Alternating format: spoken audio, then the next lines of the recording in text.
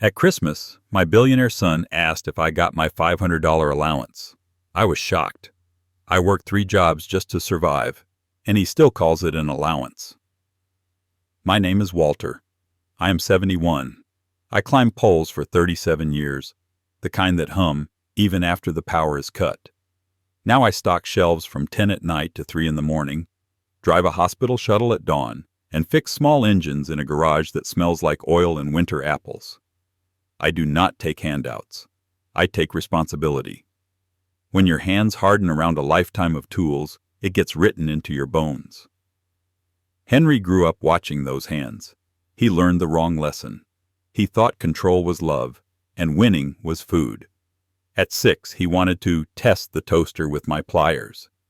At 9, he changed the rules of any game he did not lead.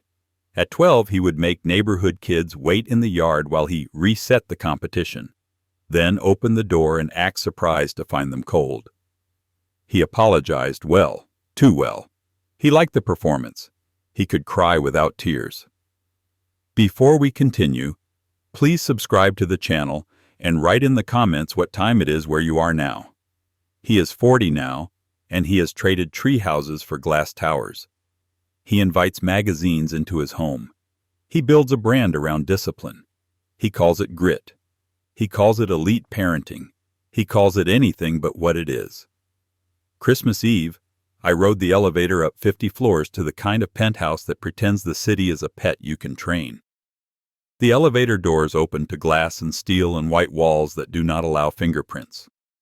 A tree as tall as my first house swayed under the weight of ornaments that probably had handlers. A photographer hovered near it like a moon in orbit, a woman with a neat bun and a camera that cost more than my truck. Henry met me at the door in a navy suit with an open collar. He does not wear ties unless cameras are rolling. He thinks it says confidence. He hugged me the way men hug when they have been taught how to act it out. His hands stayed on my shoulders a beat too long, pinning, not holding. "Dad," he said loud enough for the staff to hear, "did you get your $500 allowance?" The word rang in the air. Allowance. I saw the staff exchange one glance and then find safe spots on the floor with their eyes. Lila's hand tightened on her glass. The kids went still. "I got your transfer," I said, "and I do not need an allowance." Henry smiled with all the edges. "Call it whatever you want." He wanted the room to understand who had power. He always wants the room to understand. They had set the table like a magazine spread. White linen, crystal, thin silver. The ham sat exactly center, steam lifting like a promise no one was allowed to keep yet. A place card with my name faced the head of the table where Henry had placed himself. Lila's card was 1 seat down, not beside him. Max and June had cards at the far end, across from each other, as if any attempt at whispering would be a measurable offense. The photographer, Serena, I learned, raised her camera. "Everyone smiles at Dad," she said, as if she were talking to a billboard. She meant Henry. June, 7, put her hands in her lap and gripped them hard. Her knuckles were pink and chapped. The scab on her index finger had been picked and picked again. She wore a velvet dress that did not look like it was allowed to wrinkle. Max, 10, sat straight with his jaw set, eyes flicking to Henry before every small move. His eyes are mine when I look in a mirror. Same shape, same stubborn brow, but the light behind them was too careful. 2 staff stood against the wall like parts of the architecture. One older, one young. The older one had learned how to disappear in bright rooms. The young one had not. Worry showed at the edges of his mouth, faint as a pencil mark.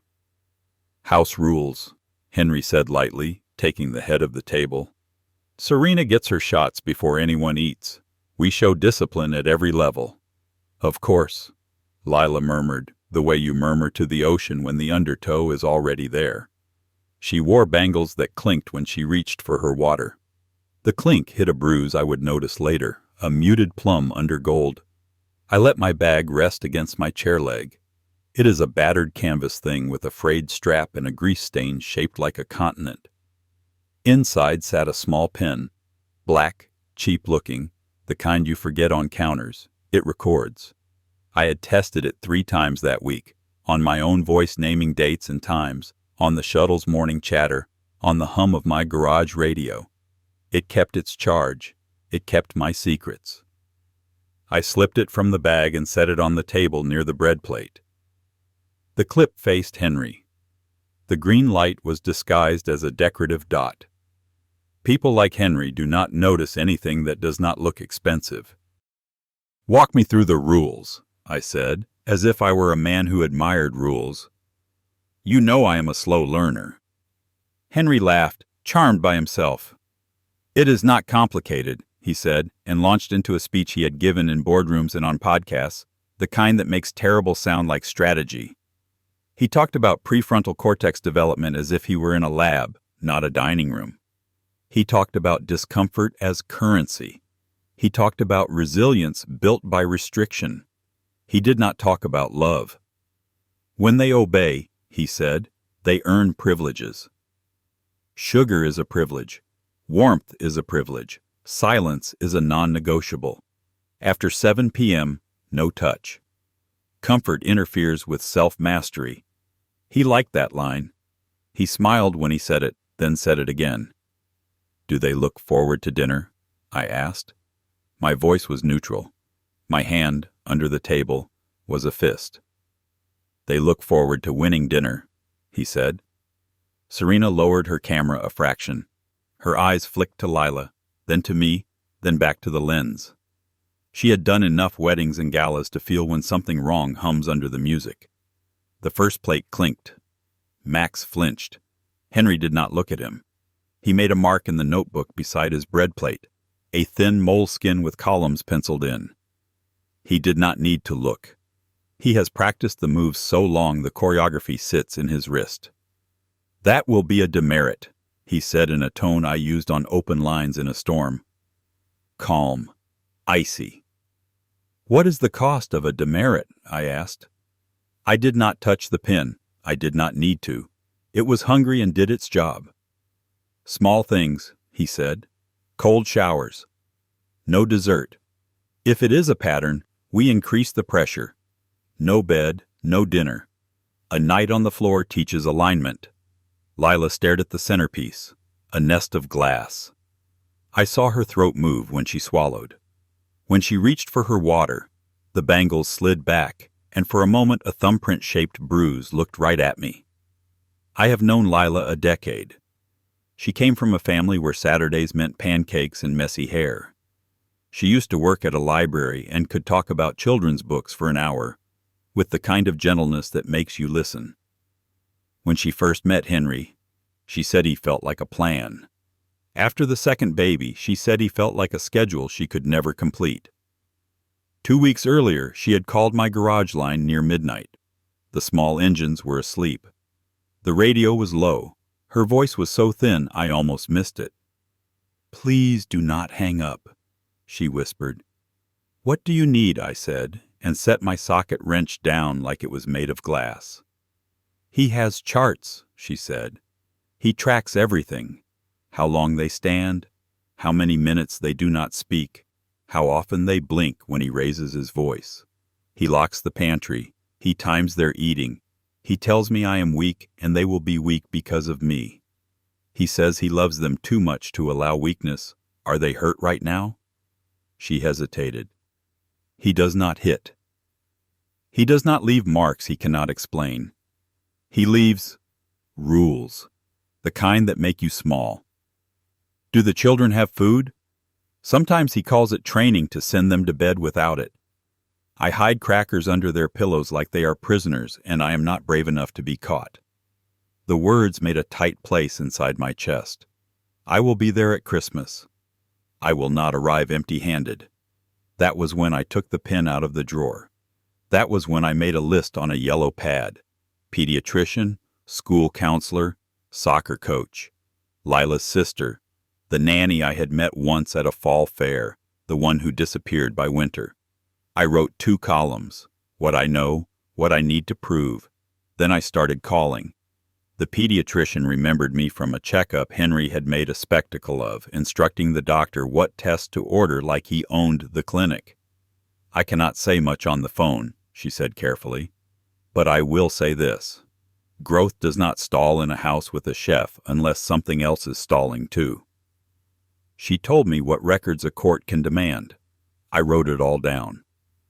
The school counselor told me Max had started volunteering to clean up after lunch, and when she thanked him, he cried. She had suspected hunger. She had documented what she could without names that would trigger a public storm too early. "If someone brings me a court order," she said, "I will bring my notes." The soccer coach said Max loved drills and hated scrimmages because scrimmages had rules that changed. "He counts a lot," the coach said. Under his breath, "He counts, and then he plays." The coach started to say more and then stopped, as if he had stepped to the edge of something. I spent $70 I did not have on the pen because the woman who sold it whispered, "It has saved people," and that was enough. Now, in Henry's dining room, the pen made a silent record while he built his case against himself.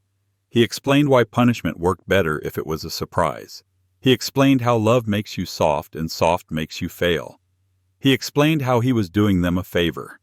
"I push them because the world will not," he said, and looked at me like I was a student. He wanted me to argue so he could perform the debate and win the evening. He wanted a sparring partner. I gave him sand. I nodded. I asked another question. I asked about the pantry because I knew the answer. After the photos were done and Serena's shoulders dropped a fraction, the staff moved to clear plates that had been arranged more than eaten. I asked for a trash bag for the wrapping paper, and the young staffer, sharp haircut, sleeves a little too long, led me through the kitchen to the pantry door. The door had a keypad on a pantry. The absurdity of it would have been funny if it were not hiding a hunger he had named a lesson. "House rules," the young man said, soft. "Do you have a key?" I asked, as if I were curious about the make. He shook his head. "What happens if you take food without permission?" I asked, keeping my eyes on the door frame. "We do not," he said, and his mouth pressed thin. He looked like a boy who had learned not to finish sentences. "Is there a way I can see the schedule for meals?" I asked. "I am old and I get mixed up." He glanced down the hall and then toward a corkboard beside the fridge. It was covered in laminated sheets, each one glossy and precise. At the top, Winter Discipline. Underneath, charts for Max and June and Lila, and one labeled Home Staff Compliance. Boxes, stars, penalties. Silent Saturdays. No family touch after 7 p.m. A column titled Infractions that listed things like fidgeting, throat clearing, asking to pee during meals. At the bottom, small and smug, the logo, Gray Family Office. "Would you look at that?" I said, leaning close. "A whole system." He swallowed. His badge said Evan. I did not look at him when I spoke next. "Evan, do you have a phone?" "Yes." "Take photos." "Send them to this number." I slid a card across the counter like it was a coaster.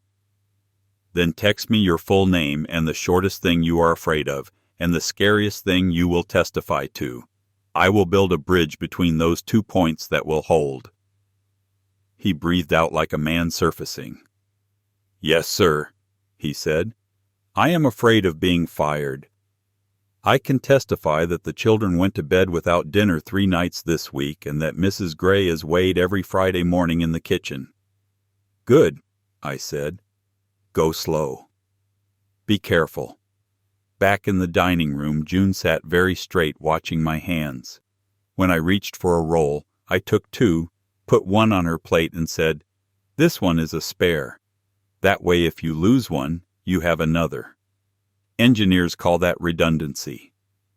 She hid a smile like she was smuggling light. Henry watched me and made a note in his book. After presents, After Serena was paid and sent away with a box of macarons shaped like moons, after the speeches about goals and grit, Lila stood at the window and looked down at the city. From that height, the streets look like wires. If you are not careful, you will think you can cut and splice them into a shape that suits you. He says it is all for love, she said without turning. He says I am too soft for the world as it is. What do you say? I asked. She touched the place on her wrist where the bangles had sat. I say my children are small and the world is big, and it will do enough to them without help. I told her what I had. I told her about the pediatrician's careful notes and the counselor's suspicions. I told her about the pen. I told her about the way judges prefer paper to passion. Will you say it in a place with a seal on the wall? I asked. Will you say it under oath? She closed her eyes, and when she opened them, there was the steel people find when they are done choosing fear. Yes. I left before midnight. I hugged the children and loaded an extra container of food into my bag that the older staffer slipped me with quick hands, looking past me as if it were not happening. Henry walked me to the door, all teeth again. Good to see you, Dad, he said. We will set up the transfer for next month. Your allowance should keep you comfortable. I am comfortable, I said. Comfort is not the thing I am after. He laughed as if I had made a joke he could repeat later as proof he was magnanimous. At home, I put the food in my fridge and the pen on my table. I did not sleep. I watched the clock roll from night into morning and then dialed the number I have for Miriam, my old teammate who traded in a glove for a bar card. She answers early and clean. What do you have? She asked. A son who makes policy out of punishment, I said. A recording of him explaining it. Photos of a winter discipline board with his family office stamp. A pediatrician ready to frame stalled growth as concern. A counselor with notes. A staffer with a spine. Is the mother willing? She is ready. Emergency petition, Miriam said. Temporary guardianship to you. Protective order. I will draft. Can you bring me the recording in an hour? I will be there in 30 minutes, I said, because something in me had moved past tired into the part of a storm where you just work the line. By 10, we were in a coffee shop with the social worker Miriam trusts when things are not supposed to be allowed to wait. The place smelled like burnt sugar and used to host a chess club on Wednesdays. I set the pen on the table. The social worker, a woman with slow eyes and quick hands, clicked play. Henry's voice filled the space. He made the barista stop wiping the counter. He made the man at the window look up from his laptop. The social worker wrote until the pen she had brought ran dry. She looked at me finally, not with pity, not with doubt, with the kind of anger that knows which form to fill first. We will make the call, she said. Be ready to receive them. The social worker left the coffee shop with the steadiness of a medic walking toward a wreck. Miriam gathered the papers like ammunition.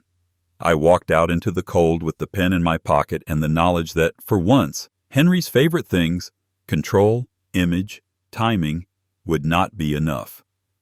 Courthouses smell like dust and coffee that has been reheated too many times. The hallway outside the emergency docket had 3 plastic poinsettias and a vending machine that ate $1 and gave back nothing but its reflection.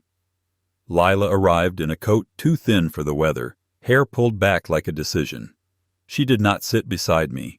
She stood at the window and watched the flag out front move against a sky the color of kitchen steel. Do you want water? I asked. I want my children to eat without counting, she said. Then I will want water. We were called in. The judge looked like every woman I have trusted to tell me the truth. No tolerance for performance, no patience for delays that help bullies. Her robe hung like a warning. She read the petition. She listened to Miriam without blinking.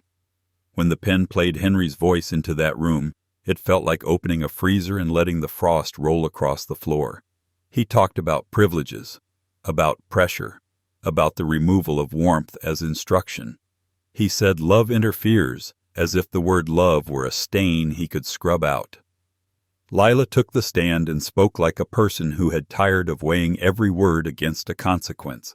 She told the judge about the charts and the keypad and the way the children had learned to hold their bodies the way you hold a full cup.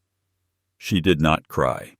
When the judge asked if she was afraid, she said, "I am afraid of what happens to small people who are taught that comfort is a sin."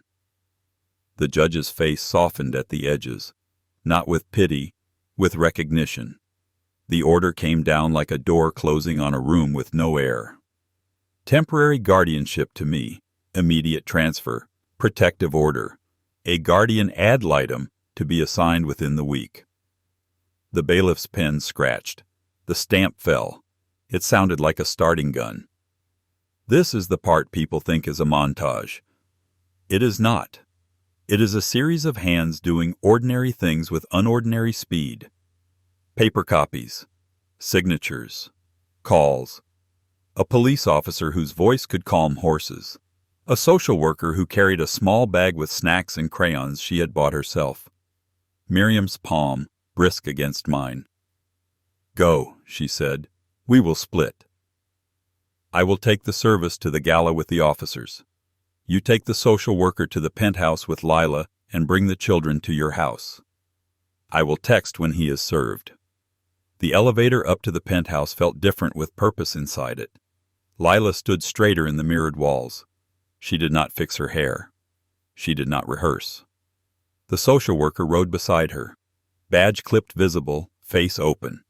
The older staffer opened the door and for the first time since I had met her, looked directly at me.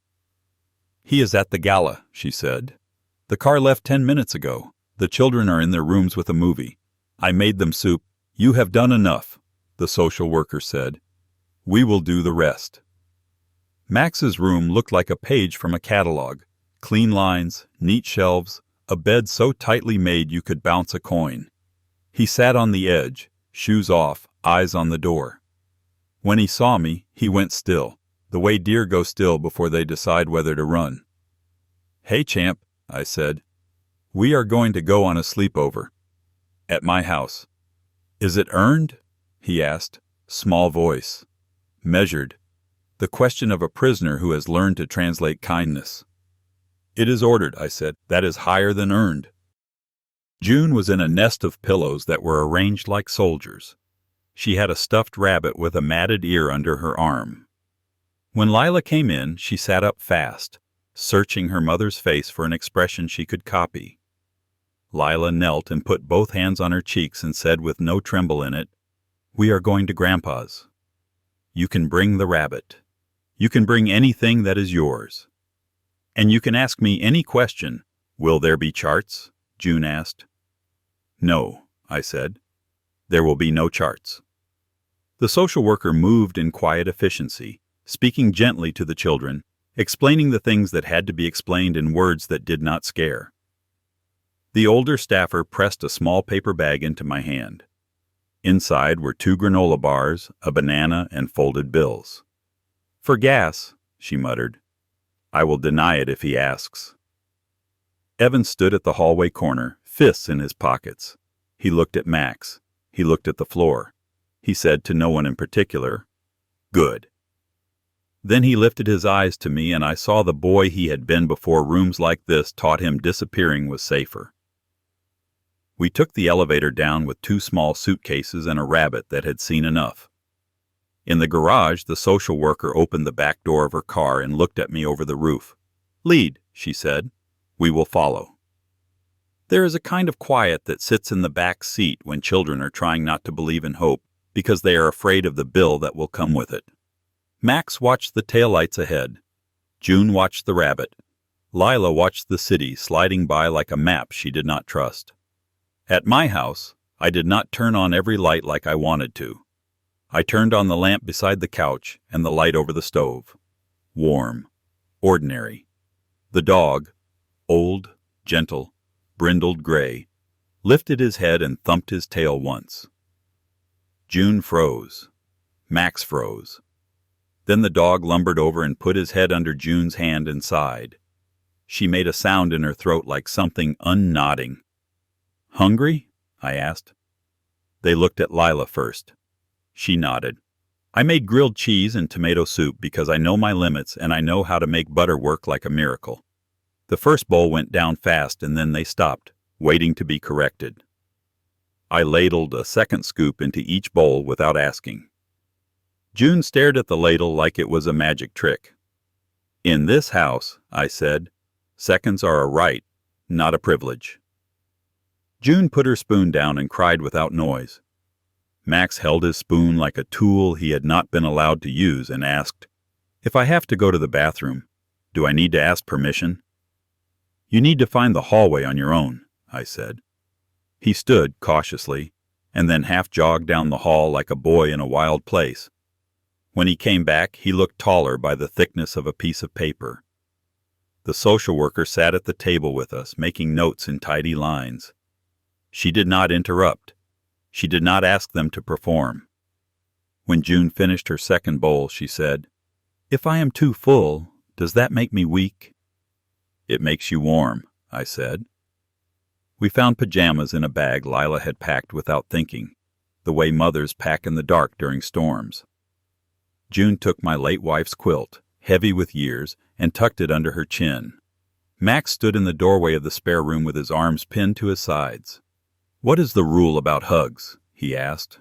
"There are none," I said, and opened my arms like I would to a lost thing. He took one step, then another, and then he was against me, all bone and restraint, and I felt the way boys will shake when they finally stop holding a dam.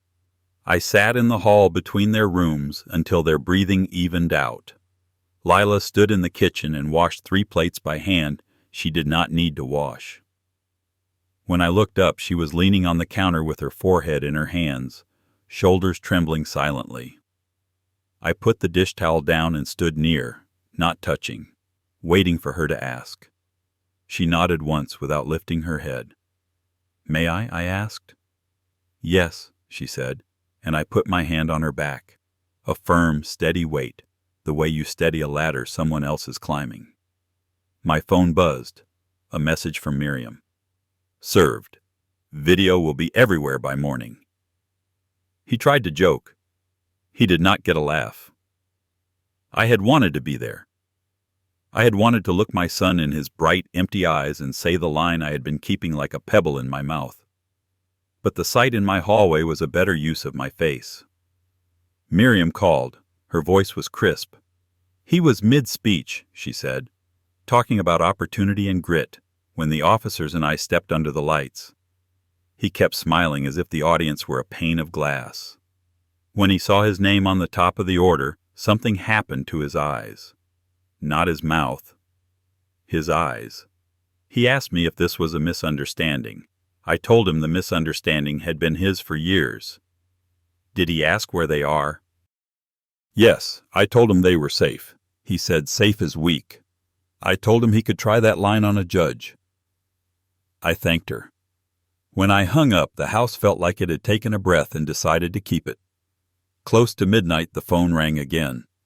"Henry." I let it go to voicemail. It rang again. I took it in the mudroom, away from sleeping children and a woman who was rebuilding in real time. "Dad," his voice said, measured, pleasant, like a blade wrapped in velvet. "I assume you are pleased with yourself. You have humiliated me in a public forum. You have stolen minors from their home. You have conspired with a hysterical woman. I will undo this. I will erase every person involved. You will not be able to afford to fight. Take the transfer tomorrow. You like those. There will be an extra 0. I listened to it twice. Then I called him back so he would not mistake silence for fear. "Henry," I said, "here is what will happen. You will stop calling this a misunderstanding. You will stop calling hunger discipline. You will stop calling cruelty love. The court has a word for what you have done. I have another. Wrong. You do not get to rename it. You do not get to invoice it. Your money does not change what children are. You think you are the hero," he said, the veneer cracking just enough to let the cold through. "You think you can turn them against me." "I think they are already turned toward warmth," I said. I intend to keep them there. You have always resented me, he said, since I outgrew your small life. No, I said. I resented that you mistook having more for being more. I resented that you learned how to win and skipped learning why. But I loved you. I still do, in the way I love a fire that keeps trying to burn down the house. I will fight the fire first. He had nothing for a moment. Then, you cannot win. I already did one thing you cannot undo, I said. I opened a pantry. I hung up before he could perform another threat. In the hall, June whimpered. I went to her door and found her eyes open, wide in the thin light. Is this a test? She whispered. No, I said. This is a beginning. She nodded and went back under the quilt like a diver slipping into warm water. In the morning, sunlight came through the cheap blinds and stripes. The dog's nails clicked on the floor. Max padded into the kitchen and stood, hovering, until I nodded at the cabinet. He opened it and stood a minute just looking at shelves full of cereal and crackers and beans and the indulgence of options. He reached up, took a box, and touched the cardboard like he was making sure it was real. Lila came out last, hair tangled, face unpainted. She looked around my small kitchen with its dents and stains and the scuffed baseboard where my late wife's chair used to bump, and she smiled with a kind of relief that does not need beauty to be grateful. We ate pancakes that were never weighed. June counted blueberries out of habit and then laughed at herself and threw 3 more on her plate like she had won a small war. Max asked if we could go outside after, to the frozen patch of yard where the neighbor's maple drops helicopters in spring. I told him the yard did not have rules. My phone lit with messages as the day got on. Reporters wanted comment. A blog had already run the clip. The officers stepping into the light. Henry trying to pull his smile back on like a coat that did not fit. Miriam's face steady as a lighthouse. The comments split and spiraled and did what comments do. I did not read them. The only verdict that mattered would come later, in a room with walls that mattered.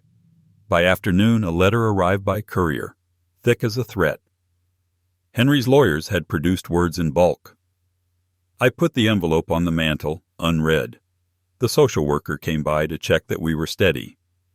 She watched Max and June stack blocks for the dog to walk around and noted that they laughed when the dog knocked them over. She wrote something down. Her pen did not run dry. Next, she said, the guardian ad litem will call to arrange interviews. There will be home visits. There will be scrutiny. Let it come, I said, and meant it because it would not be trying to catch us out. It would be trying to keep us in. That night, after dinner with seconds and the audacity of dessert, the house went quiet in the way houses do when safety becomes a habit you can practice. The dog snored. Lila read a paperback at the table, one of mine. The spine cracked and easy. I stood at the sink and looked at the reflection of the 3 of them in the window, small and bright against the dark beyond the glass. The phone did not ring. The quiet sat on my shoulder like a hand with patience. Sometimes silence is safety. Sometimes it is just the space before a verdict.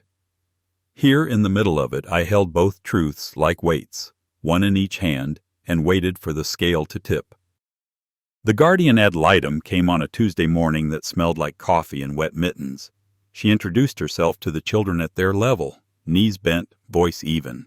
Her name was Marisol. She wore a cardigan with one button that did not match the others and a lanyard strung with beads kids had made and given her over the years. It mattered. People who have to be hard for a living learn where to be soft. She did not start with questions. She started with pancakes.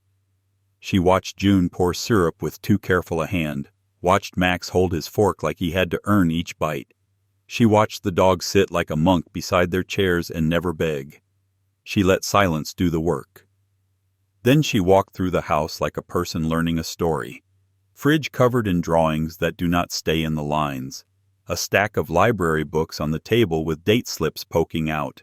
A calendar with soccer practice written in pencil and, in my tidy block letters, family night every Friday, circled. When she got to the pantry, she opened it without asking, as a test. It opened. June laughed a little, then covered her mouth, then took her hand down because no one corrected her. "What are the rules about this door?" Marisol asked. "There is not one," June said. "What do you do before dinner?" Max asked me, checking like a boy on a new map. "You wash your hands," I said. "That is the only rule." Marisol nodded at me once with that small appreciation people in hard jobs exchange. Later, she would sit with each child in the living room while the dog pretended to sleep and ask slow questions that went where they needed to go. And when she left, she would say to me at the door, "Their sentences are longer today than they were at school yesterday." It was not a legal observation. It was the kind that matters more. The pediatrician sent records with a letter that read like a stern hand on a shoulder. Stalled growth, anxiety signs, frequent stomach aches. She included 2 charts, one from December and one from mid-February, and in the second you could see what pancakes and sleep and laughter do. This is data too, but it felt like a song. The fired nanny found her voice and kept it steady on paper and under oath. Evan, the young staffer, brought copies of the winter discipline charts and spoke in a clear tone that told me he had practiced out loud, alone, in a mirror. The school counselor did not bring drawings. She brought words in careful lines and then told the courtroom how Max had stopped volunteering to clean up after lunch once he learned he no longer had to trade duty for crackers. There was a hearing in March that felt like the ground knowing which way to lean. Henry arrived with 2 lawyers who carried shiny portfolios and expressions that hurt their faces. He wore gray, the kind that says nothing and expects money to speak. He tried to sit like a man in command.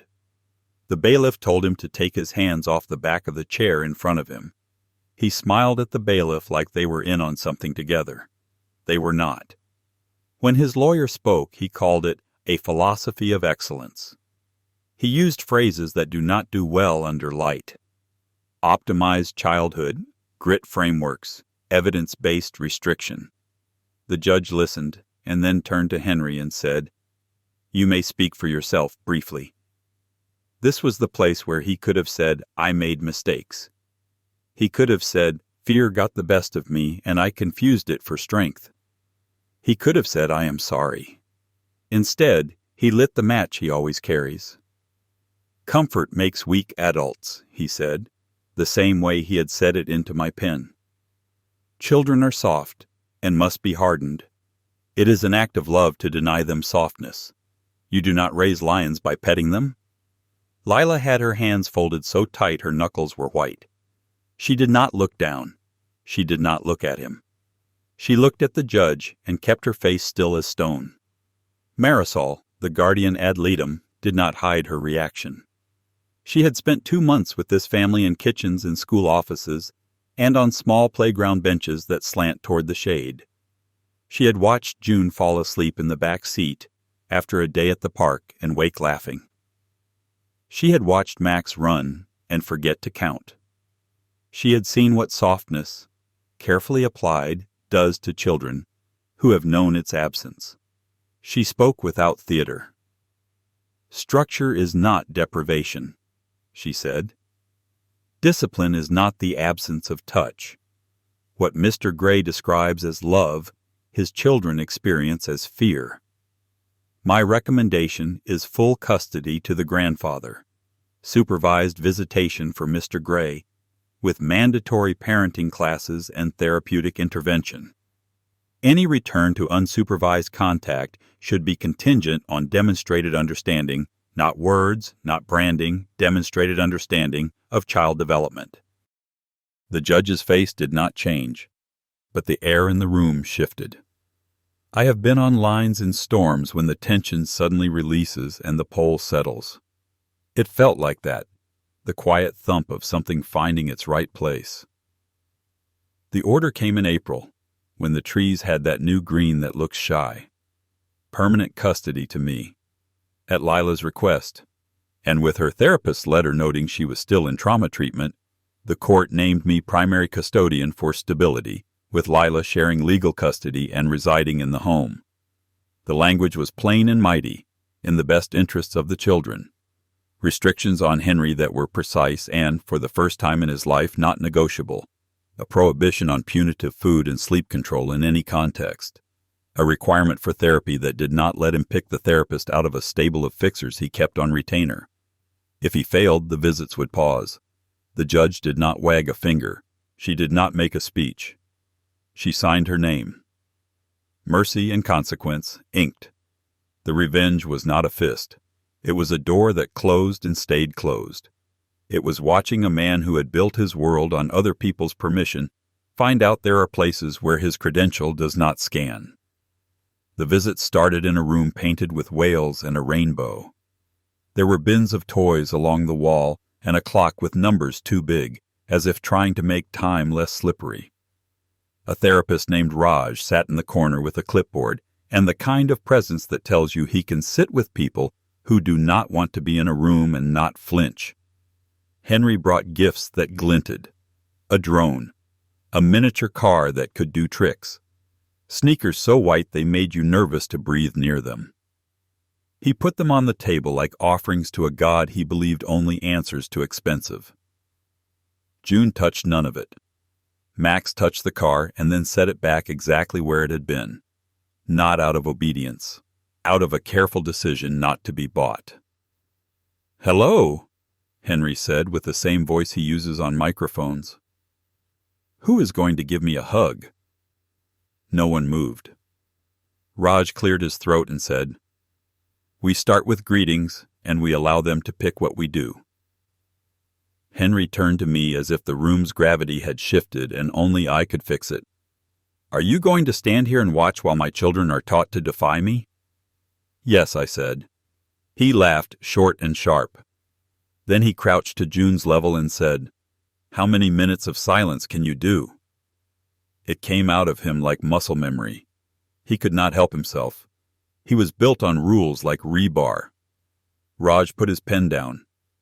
"We do not play that game," he said. "Try again. If you want to see a man unravel, take away his script."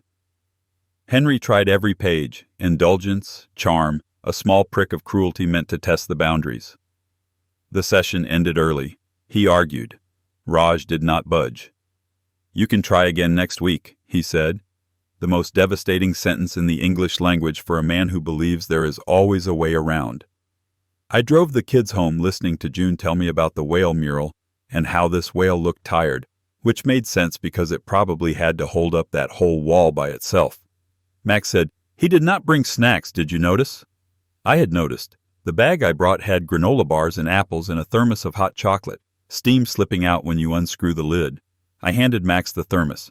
He took a careful sip and said, "That is better than Sneakers." The second visit, Henry tried tears. Real ones do not appear on command. He made a show of them. June turned her face away.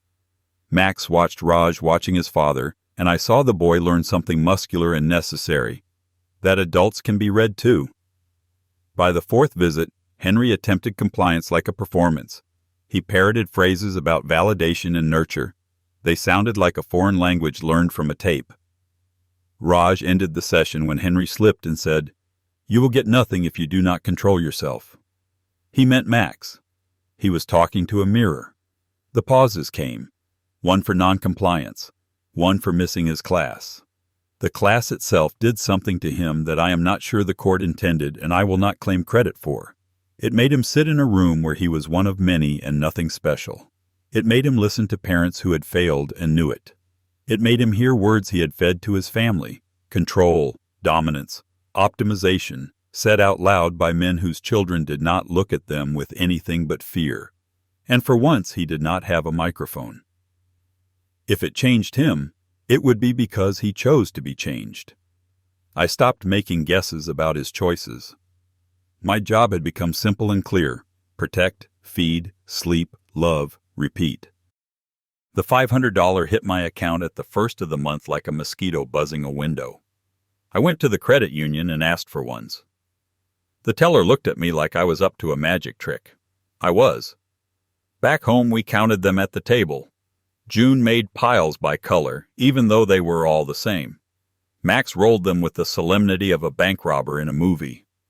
"What is this for?" June asked, peering into the jar I labeled in yellow marker.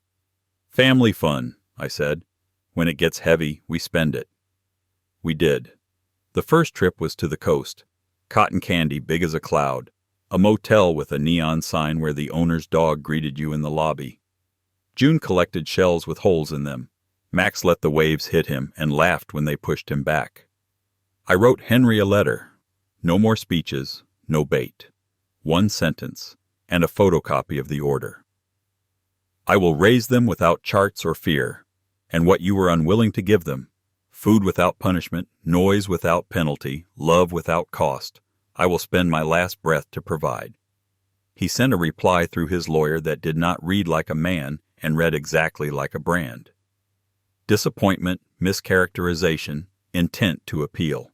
The appeal went nowhere. You cannot appeal a mirror by shouting at it. The aftermath did not become a movie. It became Tuesday. Small things shifted and stayed shifted. June started leaving half a cookie on her plate because she knew there would be cookies tomorrow. Max stopped counting under his breath at soccer and started yelling for the ball like a boy who believes it will come. Lila's voice found the middle register again. She went back to the library part-time and came home smelling like paper and peace. She took off the bangles. She put on a wedding ring she chose herself. A thin band, nothing that clanged when it moved. On the anniversary of that first Christmas, we bought a tree that leaned left like it was trying to whisper to the wall. We decorated it with things that would embarrass a magazine: popsicle stick stars, paper chains, a macaroni angel with one wing. We made rolls without asking anyone with a camera for permission. Lila lit 3 candles and said, "For our house, for our stomachs, for our hearts." June asked if hearts get hungry. "All the time," Lila said. "We will feed them too." There were pieces of that other house that still lived in me. When I heard the word rule, I watched my hands. When the dog dropped his bowl too loudly, June flinched and then recovered. Healing is not a door you step through. It is a hallway. You keep walking. You keep switching on lights. Evan came by in spring with a backpack and a grin and a letter from the community college. He had been accepted into their social work program. He did not bring pie this time. He brought a course catalog and the question, "Do you think I can do this?" I told him the truth. "You already started." He looked at Max and June like people who had pulled him by the sleeve out of a deeper kind of work. He asked if he could borrow the dog for a walk. The dog obliged. There was one more satisfying thing, the kind that would make some people call it petty and make others call it just. Marisol returned one afternoon to close her file. We sat at the table with lemonade sweating in glasses, and June maybe 6 crayons deep into a picture of a whale who did not look tired anymore. Marisol slid a copy of her report across to me like you hand a man a flag he has earned. "For your records," she said. "The case is closed in my office. My recommendation remains. Continued contact with the father only when therapeutic goals are met, and only as long as the children do not show distress." "Do they ever not show distress with men like him?" I asked, not bitter, just thinking aloud. "They do," she said, "when the men choose to be different. I have seen it. It is rare. It is possible. In the meantime, you keep doing what you are doing."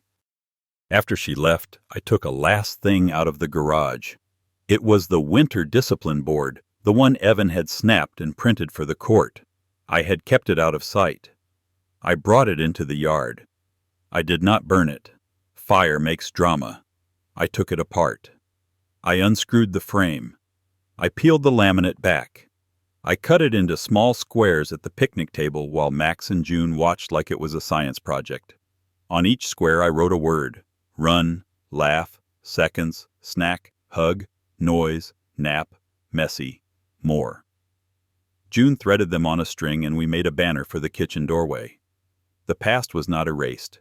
It was rewritten, letter by letter, into something that would not hurt if it fell. Once, months later, I saw Henry across a room at a school fundraiser I went to because the music teacher said Max had a solo. He stood with men who still wanted to be near heat even if it burned. He looked smaller, not because he had less money, not because the press had taken a bite, but because he was in a place where the only currency that spends is how people you love look at you when you walk in. He looked at me.